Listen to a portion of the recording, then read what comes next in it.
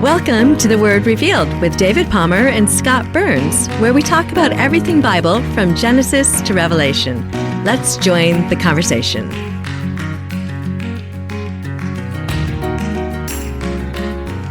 Hi, I'm Dr. David Palmer, and welcome back to The Word Revealed. Today we have a special guest.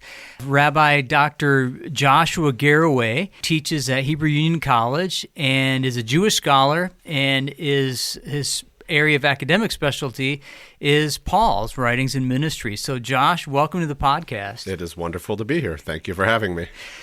So tell us a little bit about how you grew up. Give us a picture of how you grew up, and then bridge that over to how did you end up interested in Paul? Okay, that's a long story. That's a big arc. I don't know if there are more questions coming, so I'll try not to spend the whole time answering that. I grew up in upstate New York in a small city called Rochester, and I grew up in the Jewish suburb, which is to say the suburb that had 30% Jews or so. It's where most of the Jewish families in the community lived. And I would call it a very assimilated, mostly secular, periodically observant Jewish life. I went to Hebrew school, and my parents insisted on a modicum of Jewish observance. But I would not say that I grew up observant, and I certainly did not expect at the age of 18 that Judaism and the study of Jewish history would become my life. That was more the result of experiences in college, which are amusing because I was always fascinated growing up with the Roman Empire. And aren't we all and fascinated ancient history? by that? Yes. Yeah, and I mean, Civil War. I think I had like a teenage adolescent violent streak, but wasn't allowed to act on it. Right. So I was like, yeah, the Romans are cool. Romans do a lot of that. And so I took Roman history.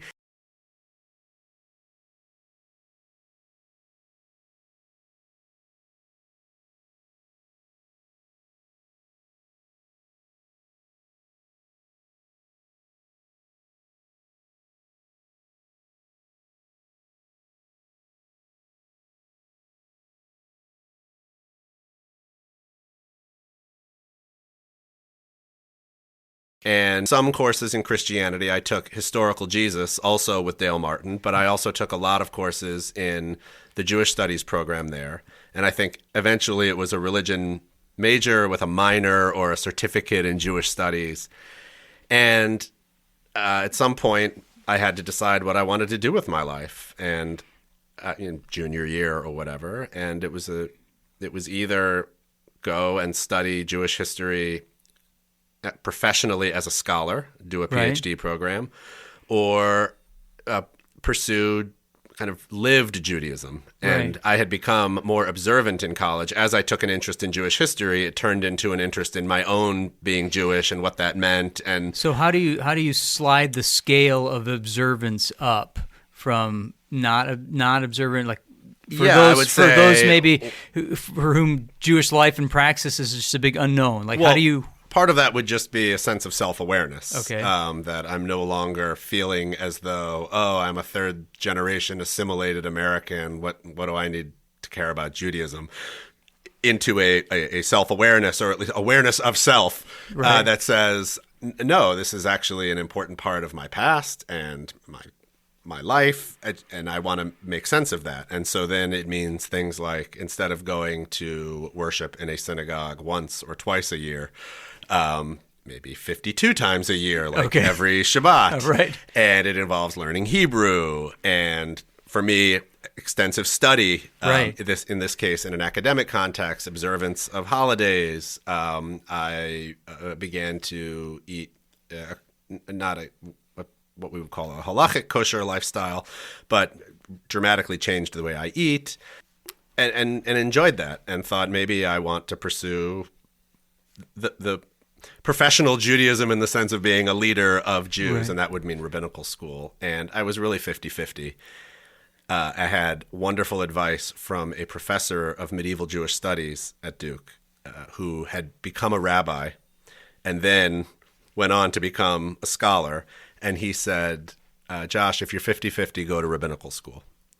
Why did he say that? He said, if you go to rabbinical school, you might find that after 5 years, you really do want to become a rabbi. That 50 might become 100. Right. But if you don't, you're going to learn the languages and other skills that are going to make you a more competitive applicant to grad schools and is going to make you a better scholar who can finish more quickly.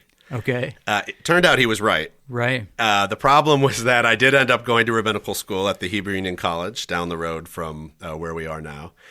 And what happened is that I was still about 50-50 most of the way through until my third or fourth year when a couple of faculty members whom you know took me under their wing and said, you have the opportunity to become a special kind of rabbi, a rabbi who really has capability in the scholarly exercise. And we think you should consider going on and doing academic work, PhD program. And I wouldn't say they winked literally, but there was always this thought that maybe I could come back to the rabbinical school at a later date. Yeah, I mean, nothing's ever guaranteed in the Sure. academic world, as you know, but that was sort of always my dream, was to go off and get a PhD and come back. And another great piece of advice I got was from a professor who said, do a PhD, but make sure you pick a field that keeps you up at night. Because if you pick something you're just kind of into, you're not going to survive 5 years in graduate school. Right. It's just too hard, and there's too little money. And you have to love it. And so I said, you know what? I really love studying early Christianity, the early days of rabbinic Judaism, the Greco-Roman world. I want to do that. It's like the most interesting time of all time. And I loved my original professor at Duke, and he had since moved to Yale. So I applied to work with him, Great. And he took me. Great. So I went there and in a program in New Testament, but their New Testament program involved the study of ancient Judaism and early Christianity and the Greco-Roman world. It was wonderful. And how I got involved in Paul, I think was, I wouldn't say on a whim, but I wrote a really good paper for a class in my second year. What was the paper on? The paper was on what would eventually become my dissertation, which I can talk about later, but about the way identity is formed from a post-colonial perspective. This was a course in theory, and what I tried to do in that was to use that post-colonial theory to try to understand the way Paul was describing Jewish identity in his letters. And that was an essay that the teacher liked. I thought it was pretty good. Right. So I said, I should work this up into a dissertation. And what's happened is that now, 20 years later, I've fallen in love with Paul and written not just my dissertation, but then a second book on Paul and lots of articles on Paul. I have a Paul action figure. and I don't have a Paul action figure. I have a Paul action figure with a Schrodinger's cat finger puppet on it. Okay. That was a Christmas present I bought for my Paul action figure several years ago. So what do you love about Paul? And so what I've discovered in my reflection is that when it comes to Jewish history, which is really my broadest interest, I'm fascinated by radicals, by momentous change, by people who have been not just thought brand new ideas in Judaism, but done so because they had to, because their own belief changed dramatically, or the world around them changed dramatically, and they had to say, I need to radically re-understand Judaism if my life's going to make any sense. Right. And over time, I realized, well, that's actually where I was coming from a liberal Jewish perspective, because in the 19th century, that's exactly what happened to European Jews who were freed from the ghettos, who were, basking in the wisdom of the Enlightenment. And they said, my gosh, our medieval Judaism doesn't make sense anymore. What are we going to do? And I loved learning about the 19th century largely German, but also American Jewish thinkers who were refashioning a modern Judaism. Right. So I actually wrote an article that was very well received in which I compared that era of Jewish transformation to Paul, saying that Paul was not let out of a ghetto, Paul was not enlightened, but Paul had an experience that changed him fundamentally. And that experience was his belief that Jesus had been resurrected from the dead. Now, I always put in a little asterisk here saying, I don't believe that Paul actually experienced a resurrected Jesus, because I don't believe Jesus was resurrected from the dead. That's why I'm not just Professor Garroway, but Rabbi Professor Garroway. Right. But nonetheless, I don't dispute for a moment that Paul genuinely believed But Paul believed that. I don't think, in my world, you will hear, he was a huckster, he was this. I think he was a very genuine Jew who believed that Paul had been raised from the dead. That Jesus had been raised from the dead. And he had to make sense. He had to say, wait, what the heck does Judaism and God and the covenant of Israel, what do all those things now mean? If that happened. If God raised this guy from the dead and he's coming back imminently to consummate the world in a complete judgment. What do I do with all that? And what he did with all that is revealed in his epistles that survive in the New Testament. And so I have conceptualized Paul not as an early Christian thinker, but as a Jewish thinker in a really dramatic moment in time in Jewish history, who produced a way of thinking about Judaism that ultimately became incompatible with what Jews thought Judaism was, and that's why it is the gets a medieval new world name and beyond. Yeah, but I mean, even though it gets a new name and it becomes a religious community that distinguishes itself over and against Jews, nonetheless, there is a relationship between Judaism and Christianity that is unlike the relationship of Judaism with any other religion, even Islam. In some ways, it is the most combative and difficult relationship, probably because it is the closest relationship. Yeah, and now Paul, if he could sit in this room here with us, and we asked him, does he see himself as a Jew? How do you think he would answer? Okay, so let's imagine we go back in time, we bring him here. That's okay. Fair enough. So we have to get rid of the microphones, and somehow you'll still be able to hear. Would Paul say that he was a Jew? I think he would say, of course I'm a Jew. You just have to make sure that you know what Jew means. As he's using that word. Yes. I think he would say that I think that what a Jew is has changed in the wake of the resurrection of Christ. We're now in the very end of times, he would say, when all along God has made clear in his revelations to the Jewish people, God has all along made clear that at the very end of time, the body of Israel, the Jewish people, however you want to describe it, is changing its constitution dramatically. And I was a Jew in the old sense, and I'm a Jew in the new sense. And so even in his sort of biographical statements in the letters, there are several places where he kind of rehearses his own story. Yeah. All the writers of the New Testament, except for Luke, are Jews. And they're operating out of this Jewish story. So it's fun for me to hear you sort of ended up in a New Testament class in college, and my first class in graduate school was an Old Testament class, and I felt like I just keep getting more and more of the backstory that's making more and more sense of this whole thing. Yeah. And by the way, what's interesting is that people will ask me, I'm a rabbi with some expertise in early Christianity, especially the first century, but I'm at a rabbinical school, so people just assume I know everything about Christianity. So tell me about Luther. And I'm always, I have two ways I say, if it happened after the year 400, I'm not interested.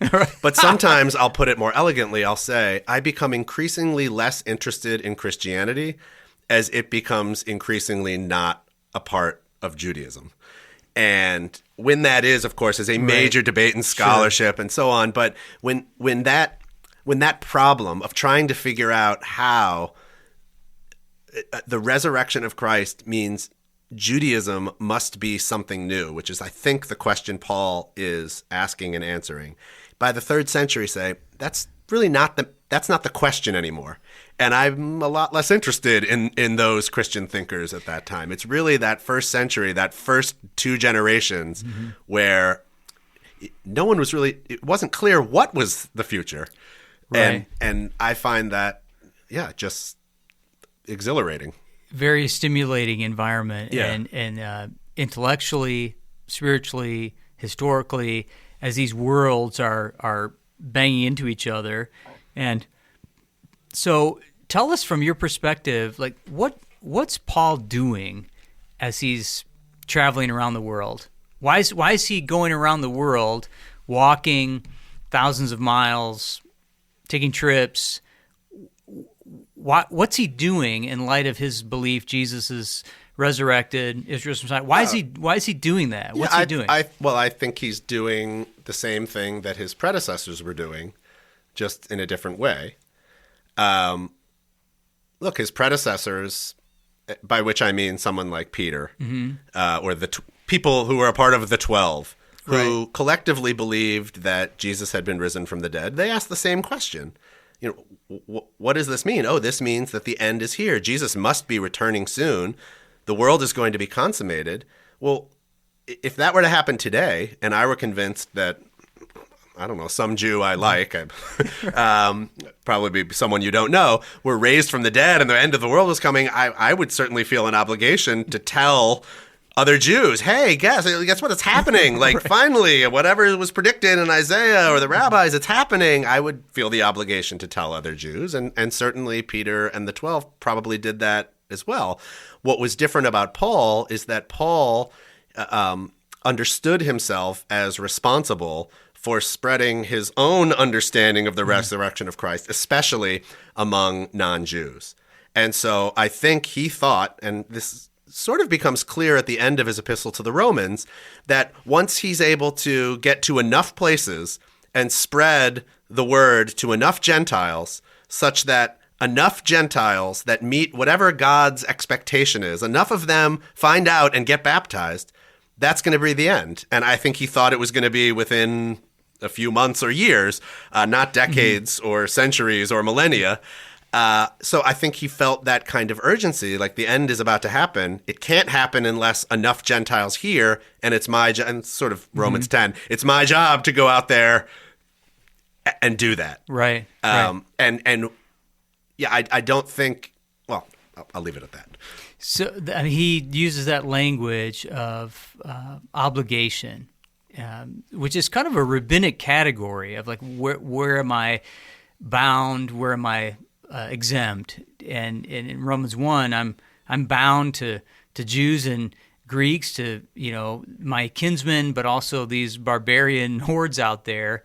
So he never stops feeling obligated to his own kinsmen, though, as well. Like I've got good news, like what you just said, like what we were told about it's happened. And so, what would you say to a Jewish friend who's like, Paul's not our guy? Why are you interested in that? Well, that's what almost every Jew says. Okay. You may know that in the last 150 years, Jews have, pulled a 180 on Jesus. Mm-hmm. Jesus was this wonderful Jewish teacher that we can now acknowledge as a great Jewish teacher. He didn't rise from the dead. He wasn't the Son of God, but we can laud Jesus as a great figure. Right. That became somewhat commonplace in at least non-Orthodox Judaism. But Paul has always been the huckster. Okay. Paul took Jesus and turned Jesus into a god, and Paul got rid of circumcision and kashrut, eating kosher, all of the hard things that Jews do. Paul just got rid of it so that he could get people to join his churches, and Paul's I hear this all the time. Paul was a great salesman. Right. And first of all, that may be true, but I try to convince Jews that Paul was much more than that. Okay. That, yes, he was probably... Well, he was a clever rhetorician, rhetorician or rhetorician. Yeah. I'm not really sure. He was a well-trained rhetor, and writer, and I mean writer especially, because at least according to Acts, apparently he wasn't such a good one. but he was a very thoughtful fellow who was engaged in a very deep Jewish problem. What does God's relationship with the Jewish people in the world mean now that this thing that I believe has happened has happened? And that was an honest question, and he gave honest, thoughtful answers.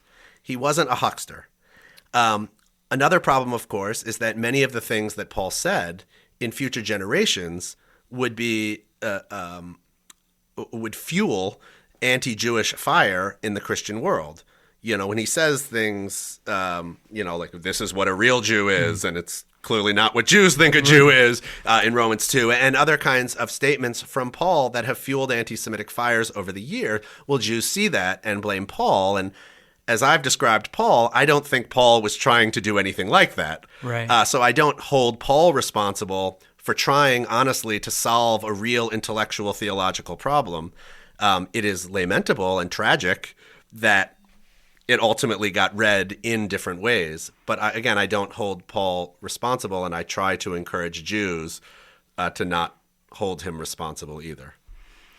Josh, it's just fascinating to talk with you, and I'm just grateful to know you, appreciate your scholarship, your intellectual honesty, and your story, and sharing that with us. It's a privilege to have you here on The Word Revealed. And again, I just want to thank you for joining us, to our listeners, as we explore topics pertaining to the Bible. And it's just been a real privilege to talk with you today. Rabbi Dr. Joshua Garroway, thanks for being with us today on the podcast. Thank you for the opportunity. Thank you for joining Dr. David Palmer, Senior Pastor at Kenwood Baptist Church in Cincinnati, and Scott Burns, Associate Pastor. Meet us here next time for another conversation on the Bible.